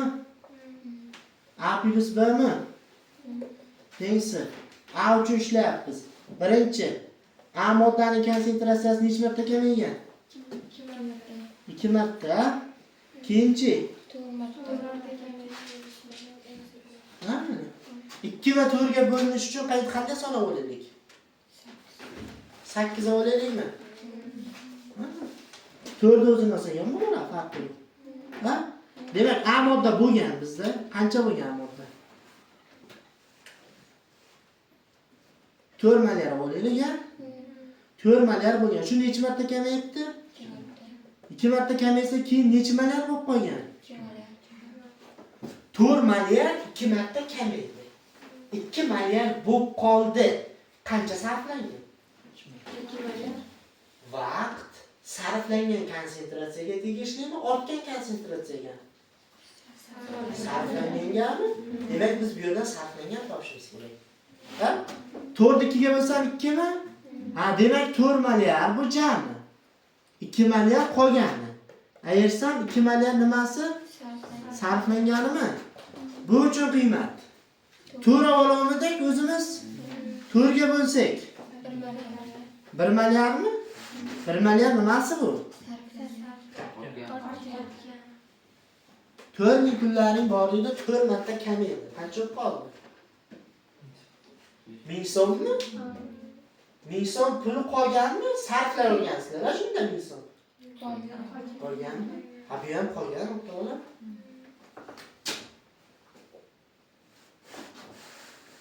Demak, 4 milliardlik edi, 1 milliardlik qolgan bo'lsa, ayersam 3 milliardlik nima qilgan? Sarflangan. Kim kimdan necha ko'pga kam? 2 marta kamayishi 4 marta kamayishiga nisbatan 10 sekund kam deyapti. 2 marta kamayish 10 sekund kammi? 2 marta kamayish. Mana bu 10 sekund kam. Agar men bu uchun ketgan vaqtni x deb olsam, bu uchun ketgan vaqtni x plus 10 sekund deb olsam, shunda 2 marta kamayish bundan 10 sekundga kam bo'ladimi? Kres usuli orqali x topsa ketgan vaqt kelib chiqadi. Sarflangan vaqt. X 10 mi? 20 mi? Bizdan so'ralgan narsa, A moddaning 5 marta kamayishi uchun qancha vaqt ketadi? Demak, 3-holat. A modda necha marta kamaydi endi? 5 marta. Xo'sh, hammasiga 4 milliard ololmadik. 5 marta kamaysa 0.8 milliard bo'lib qolganmi bu? Ha, demak 4 milliarddan 0.8 qolgan bo'lsa, 3.2 milliard nima qilgan? Sarflangan konsentratsiya. Endi qaranglar. 3 milliard uchun qancha sarflangan? X deb chiqdi. 20. X 20 chiqdimi? Demak 20 plus 10 30 sekund vaqt ketyapti deganimi? Qancha sarflanish uchun? 3 milliard sarflanish uchun 30 sekund vaqt sarflanyapti 20 plus 10. Ha? Bizda 3.2 milliard sarflandimi? Taqqoslaymiz. Qancha vaqt ketadi? 30. Qiyin joyi yo'qmi o'rtoqlar? Necha ekan? 32 sekund vaqt ketar ekan. Ana. Nimaga aynan shundan taqqoslayapmiz? Bundan taqqoslasak bo'lmaydimi? X net chiqdi. 20 sekund chiqdimi? Taqqoslanglar. 20 ni ko'paytiraman 3.2 bo'laman 2 ga. Hadi farq yo'q ekan-a? Tushunarlimi o'rtoqlar jarayon? 37.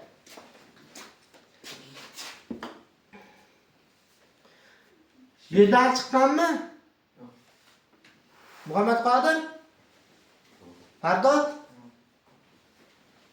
Bobur? Bunyod? Sardor? Vahobjon?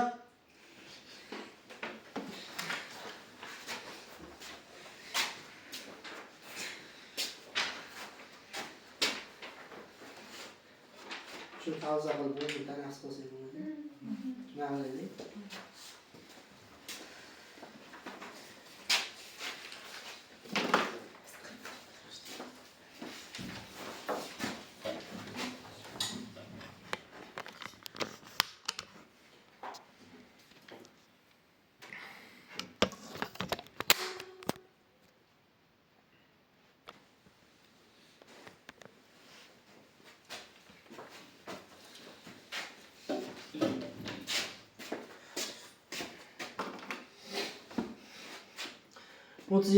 Kalib permanganat eritmasiga 0 elektron mol SO2 va azotdan iborat o'rtacha molar massasi neonga nisbatan 2 oldi bo'lgan aralashma qo'shildi. Faqat yagona o'xshash qaytarilish sodir bo'ldi. Reysga kirishgan tuz molini aniqlang.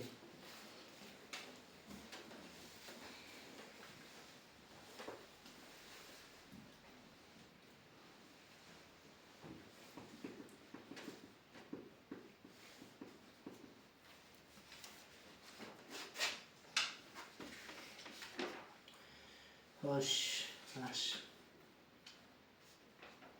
Necha molga to'g'ri kelar ekan? 25%. Kaliper mengenat. Masalan, to 158 ga bo'lib yuboringlar. Moliga chiqar. Ha? Точныйmi? Yo'q. Ha. Nima kaliper mengenatdan ketmagan ekanda, mol yuqori bo'lgan ekanda, qanchalik qismi ortgan. Demak, ana gazlarni alohida ajratib olib molini ESO2 kirishadi. ESO2 dan turib kaliper mengenatni molini topib qo'yishimiz kerak ekanda.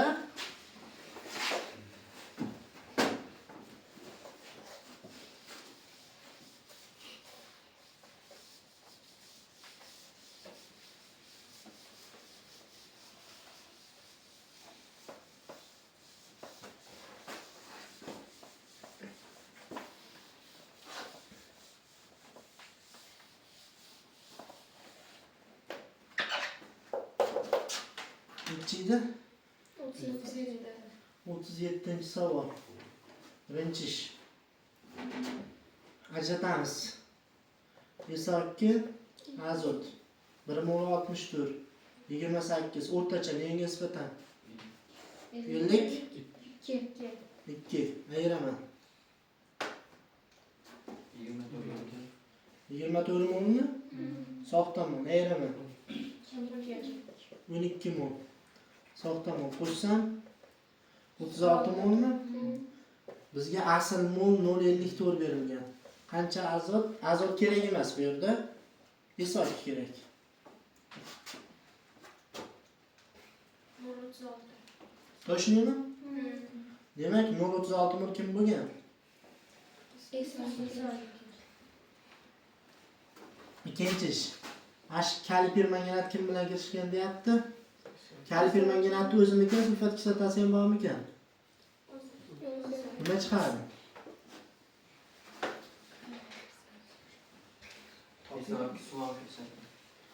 Eritmadim bu yerda. Eritma bo'lsa suv ham kirishadi. Xo'sh. Aha. Sulfat kislota. Kaliy sulfat. Tenglaymiz. Kaliper manganat oldiga. 2 mi? ESO2 ni oldiga. 3 mol boshqasi kerak emas bizga. 2 mol. 316 3 mol. 0.36 mol chiqolmadi? Qancha? Mol so'ralganmi? Mol so'ralgan bizda. Yo massasi so'ralganmi?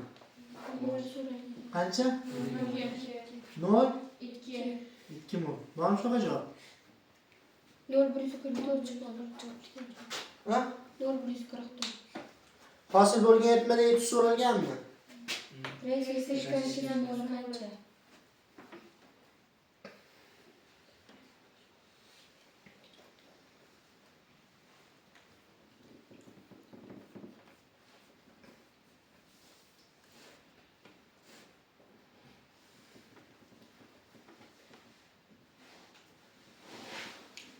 Tuz kaliper manganatmi boshqa tuz bormi bu yerda?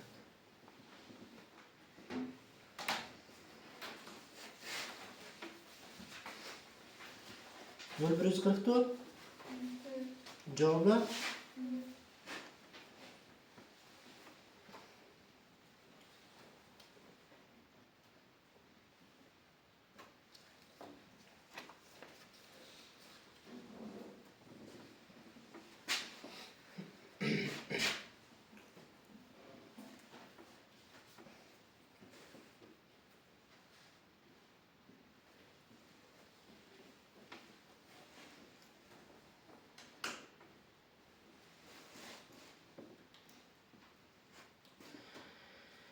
Xo'sh.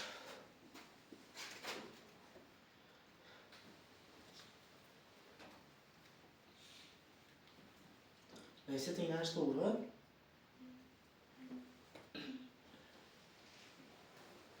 Endi 03 emas, 036 midi? 0,24 chiqadi. O'shanda 0,24 chiqadimi? Bundan to'g'ri kelmaydi.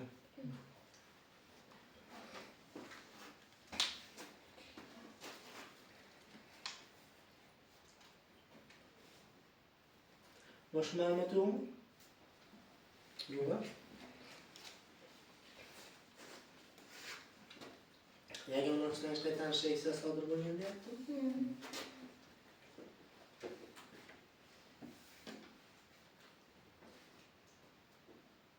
Yagona. Endi bitta reaksiya bo'lganligini bildiradimi bu? Yagona o'xshash qaytarish. Demak, yagona o'xshash qaytarish reaksiyasi degani o'xshash qaytarish reaksiyasidan bitta bo'lgan deganidir. Bu faqat ISO2 bilan boshqa reaksiyasi yo'qmi ekan? Xo'sh.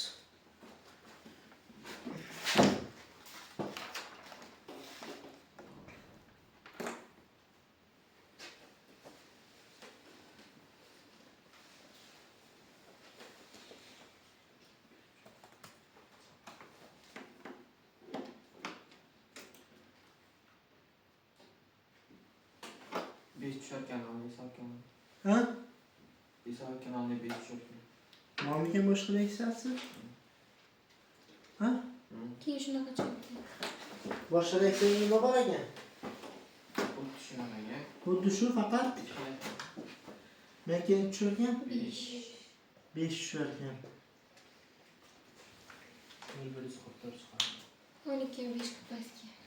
12 ni 5 qilib qo'ysak 0,44. 0,100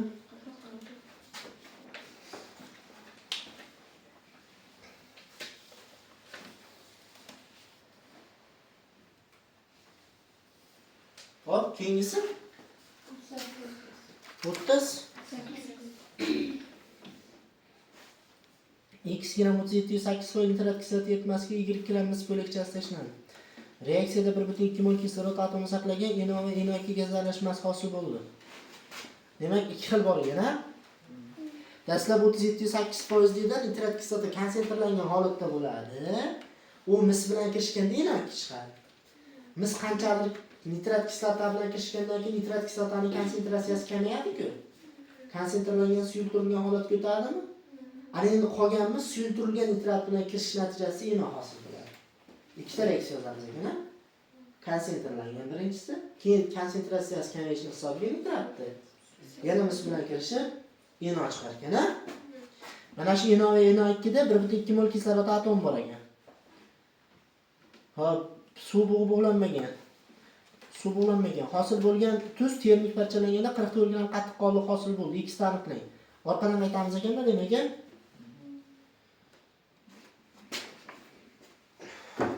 Nasıl savol? Mis dastlab nitrat bilan kirishib mis 2 nitrat gaz NO2 tushadimi oldiga? Keyingisi mis suyultirilgan bilan kirishib 3 tushadi. 3 mol mis 2 nitrat 2 mol NO. Ha? Agar men buni x mol, buni 2x mol bo'lsam, bu 3y, 2y bo'ladimi? Shunda hosil bo'lgan tuzlar nima qildi deyapti? Termik parchalandi. Hosil bo'lgan tuz. Umumiy olganda bitta tuz bor, mis 2 nitrat. Ha? Termik parchalanganda mis 2 oksid, NO2 kislorodmi? Buni oldiga 1 tushsa, buni oldiga 1 tushadi. Kislorod olganda yo'q. Buni oldiga 2 tushadi, kislorod oldiga yarim tushadi. Demak, bizga bu kerak emas. Qattiqroq bu bo'lsa kerak. 1 moldan 80, 44. Tuz necha mol? 0,55 molmi? Demak, mana bu yerda hosil bo'lgan tuz 0, 55. 55. Mana bunday kislorod atomlari. 1,2 volt. Ikkalasi kislorod bu faqat. 1-2 ena kislorod bor. Uchinchi ish. Tenglama. Tuzlar x plus 3y teng 0,55 ha? Kislorod 2x 2 ko'paytirsam 2y ni 1 ga ko'paytirsam 2y mi? Teng 1,2 mol. X qancha, y qancha? 0,25 ga bo'ldi. 0,25 ga 0,1. 0,1 mi? So'ralgan narsa. Dastlabki nitrat kislotani konsentratsiyasimi? Demak, nitratlar ham kerak bo'lar ekan. 4 tushadi, 8 tushadi. X 4x 8y mi? Shunaqa bo'ladi-da. Xo'sh. 4-ish. Birinchi reaksiyada 4x bor. Nitrat. Keyingisida 8y nitrat kislota bor. To'g'rimi? Demak, ikkalasini yig'indisi x 0,5, 0,5 ga ko'paytiraman. Ha? 1 mol. 0,1 da 8 ga ko'paytirsam 0,8 mol. Demak, jami nitrat kislota 1,8 molmi? Buni 60 ga ko'paytirsam nitrat kislotaning massasi kelib chiqadi. 113. 113 Bu nitrat kislota eritmada necha foiz? Ha? 37,8 foizlimi? X so'ralgan. X bu jami nitrat kislota eritmasi massasi. Bu 100% ga to'g'ri keladi. 300. Bormi shunaqa javob? Tushunarlimi, birodarlar? 39. Siklobutanga deyapti.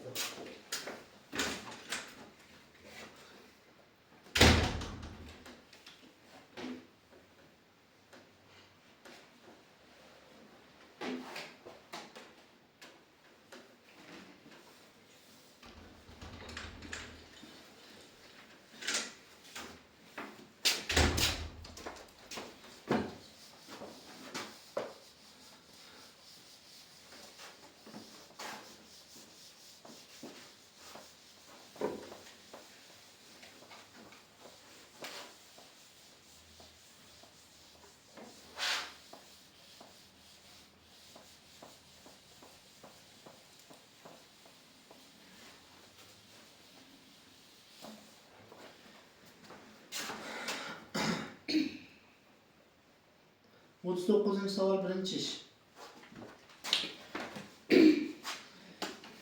Siklobutanga normal markan qo'shilganda uglerod atomlari 1,25 marta, vodorod atomlari 4/3 marta ortdi. 10,6 gram aralashmadagi alkan massasini toping. O'tib keldi, yana bir tushgan savolni bittasida ishlasam bu. Siklobutangami? Siklobutan S4 H8 normal markan SN H2 plus 2. Mana bu noma'lum bo'lgani uchun buni bir molini o'zim bir mol oldim. Buni molini x mol oldim. Bo'lardimi? Xo'sh. Qo'shilgandan keyin uglerodlar. 1,25 marta. O'zi uglerod 4x deydi. Ha? Keyin 4x plus enta bo'lib qoldimi? Ya'ni 4x plus bundagi enta uglerodda dastlabki uglerodga nisbatan necha ekanmish? 1,25. 1,25. Tenglama 1,25 da 4,5 mi? 5x. 5x teng 4x plus X N. tenga. X teng n'ga. Keyingi tenglama. Vodorod atomlari. Ikkinchi ish, vodorod atomlari. 8x. Vodorod atomlari o'rtoqlar mana bunga nisbatan oladigan bo'lsam, vodorod 8x deydi, keyin 8x plus 2 plus 2 topib oldimi? Shuni bo'laman dastlabki vodorodga 8x ga. Shundan nisbat 4/3. 4/3 bo'lib qoldimi? 8 kara 4. 32x 24x 6n plus 6 mi? 24x bu tomonga o'tsa 8x. 8x teng 6n plus 6. 6n plus 6. n x ga yoki x ga teng. Endi topsak ham bu nima so'ralgan o'zi? 16 gram aralashmadagi alkan massasi. 10/6 gram aralashmadagi alkan alkan massasi. massasi. Endi topsak.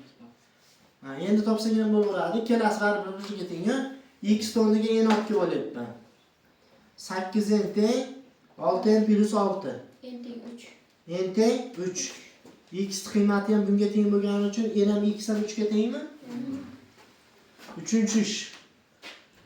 Bizda 3 mol siklobutan bor ekan, ha?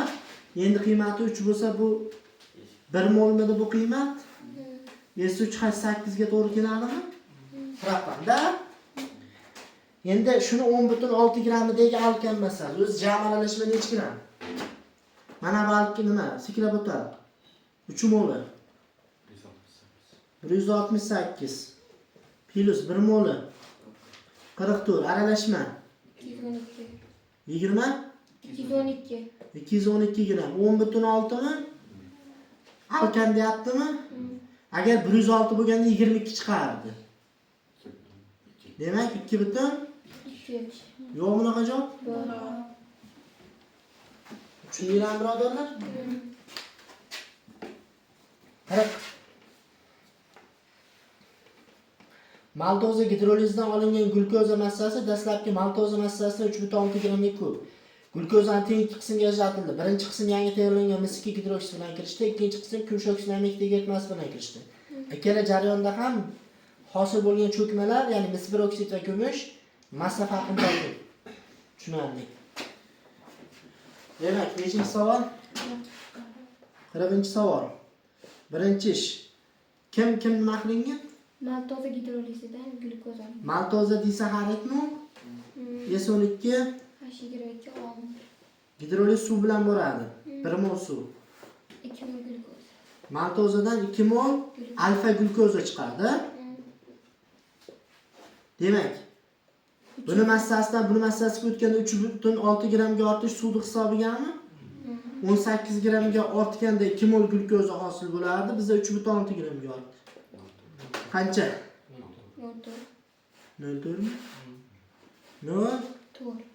4 molga umuman glukoza 0,4 mol, ha? Endi bu ikki qismga ajratilsa 0,2 mol va 0,2 moldan bo'ladi shunda. Ikkinchi ish. Glukoza kim bilan kirishdi? Birinchimiz 2 gidroksid bilan. Bilasizlar, bu kuchsiz oksidlovchilar ta'sirida mis 2 gidroksid bilan kirishadi. Mis 1 oksid 1 mol. Buni aldegid guruhi borda, oxirgi qismi ochiq siklid nima? Ochiq halqali edi. Aldegid guruh, aldegidlar bilasizlar, mis 2 gidroksid ta'sirida karboksil guruhga aylanadimi? Ya'ni kislota. Bunda mis 2 oksid plus mana bu S6H12O7 karbon kislotaga aylanadi. Reaksiya tenglash uchun buni oldiga 2 qo'yamizmi? Shunda yarmi 0,2 mol edi. 1 moldan mis 1 oksid 144. 0,2 moldan 28. 28 u 8 gram Cho'kma. birinchi reaksiyada cho'kma. Keyin glukoza. Kumush oksid amir tegirtmasi. Kumush oksidi bilan kirishganda aldegid guruh hisobiga 2 mol kumush cho'kmaga tushadi. Keyin mana bu glikon kislotaga aylanadi. Ko'rdinglar? Kislorod bittaga ortib qolyapti. Aldegid guruhda haligi mana bunaqa joyi bo'ladi, bilsanay. Oxirida.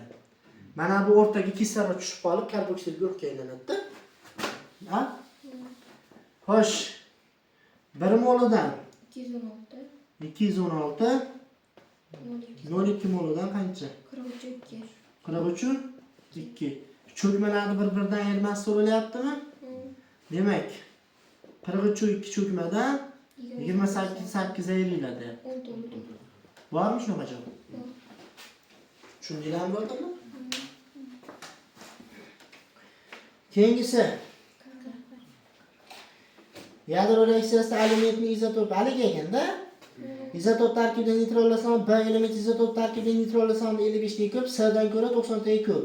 A elementni aniqlang, B element tarkibida nitrollar soni, B va C element protonlar soni yig'indisi aniqlang deyapti. Topshiriqlarni bajarish jarayonida barcha reaksiya tenglamalarni yozing, miqdoriy va arifmetik hisoblashlar. Unga mos bo'lgan usul yoki formulalar ko'rsatgan holda uzviy ketma-ketlikda bajaring. To'g'ri tushunamiz hozir. Hozir bu shundaylarmi axir? 41 ga to'g'rimi? Ularni bo'lyapti, o'tish kerak dedilar.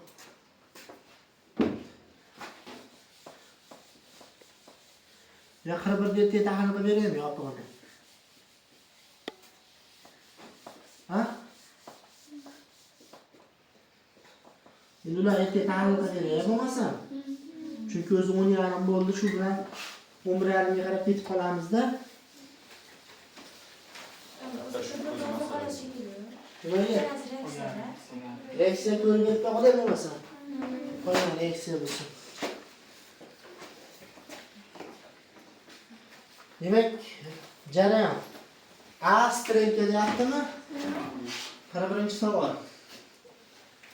A strelka B plus S plus nechta neutron? 2 neutron. 2 ta neutron 1 nol. Birorta ma'lumot bor? Masalan, Massasi 235, B'ni massasi 144, S'ni massasi 89. shunday-chi. Xo'sh, A neutroni B'dan 55 taga ko'ra 5 taga. 55 taga ko'p. S'niki S'nikidan 90 taga ko'p. To'g'rimi? Demak, men buni neytronni, protonni qo'yib turing. Mana bu qatorda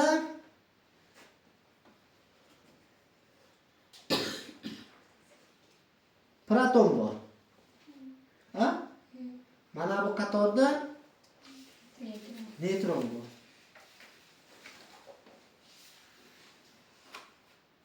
Bo'ladimi? Neytron. Sani neytronni o'rtoqlar. X olsam, A neytroni bunikidan, sanikidan nechta ko'p? 90. Demak, buniki neytroni X plus 90 bo'ladimi shunda? 90 ta ko'p. Bu B'dan 55 taga. 90 55 deylik. Demak, buni neytroni X plus 35 bo'lgan. Shunda 90 nima 55 ta ko'p bo'ladimi? Ayrilganda X la qisqarib ketadi, 90 35 deyishdan 55 ta ko'p kelib chiqadi-da. Xo'sh. Og'da neytron ham bor bu yerda. Protoni yo'q, neytroni bor. Ikkita neytron bor-da. To'g'rimi? Shunda chap tomondagi neytron o'ng tomondagi neytronga teng bo'lishi kerak. Bilasizlar? Birinchi ish bu. Ikkinchi ish, chap tomondagi neytron X plus 90 tami o'ng tomondagiga teng bo'lishi kerak. X ga X. 35 ga 2. 37 X topamiz.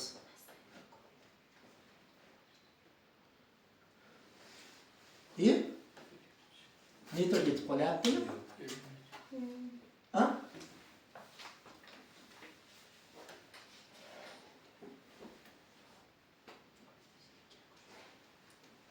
Yadashdingmi?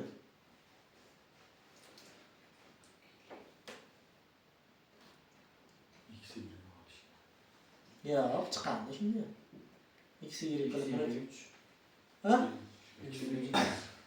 Ha? Chiqdimi? Qandaydir minus plyus qo'yaptimi o'zbekda?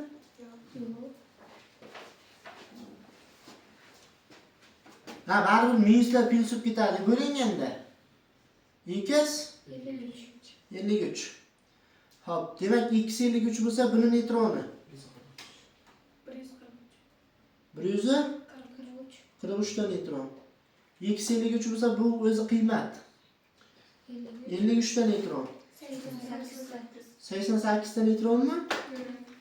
Proton topish uchun massadan neytron ayirish kerak-a? 89 dan neytron ayirib nisbiy massadan. Ha? 16. Demak, buni proton 36 da. 144 dan 88 ayirsam 235 dan 145, 43. 90. Proton topildimi? Endi A elementini aniqlang. 92 talik. Uranmi? Demak, birinchi shart. A element 92 talik uranga to'g'ri keladi. Ikkinchi shart. B element neytronlar soni. B elementi neytroni 88 ta kelib chiqdi. Uchinchi shart. B va C elementlar protonlar yig'indisi.